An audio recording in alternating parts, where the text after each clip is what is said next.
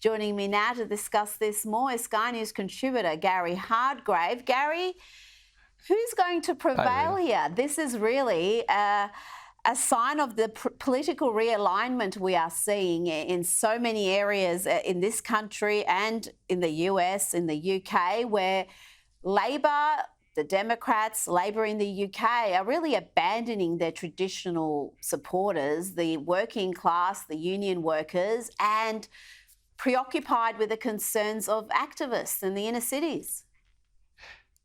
Yeah, and, Rita, I actually made this in a speech in 2007 in the House of Reps, so to my mind there's nothing new with this. Labor have walked away from the working class, the workers of Australia, a generation ago. I had an uncle who was a trade union official within the ETU, and he said to me, he said, where my politics lies, he said, but I can't stand them now. This was 20 odd years ago. And he started voting Liberal because he just could not stand where Labor had got to. So, put that, in the back of your mind. They have forgotten about the working men and women of Australia a long time ago, and they're just going for the woke activists. And I don't get what the pardon the mixed and tortured metaphor, the beef about the salmon industry is, Rita, because, this salmon industry has been built over the last couple of decades. I remember when I was a minister in the Howard government, we actually worked closely with the Tasmanian salmon industry to bring in experts from overseas, bring in skilled people who understood how to grow salmon, wild river salmon specialists,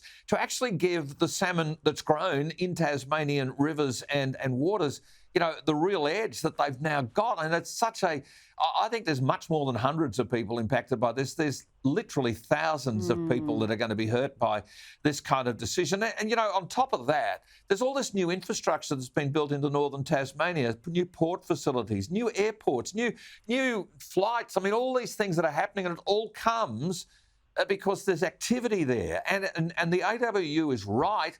But, seriously, the Labor Party are more worried about the various vested interests of the elite friends of the people who, want to be offended on behalf of others.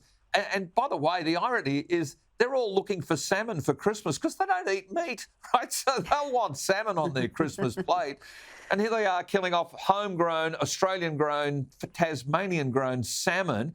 And what are they going to use? Imported stuff? I mean, it's just one of the many industries, which is why Tanya Plibersek is a walking, talking sovereign risk to investment in Australia. She's bad news.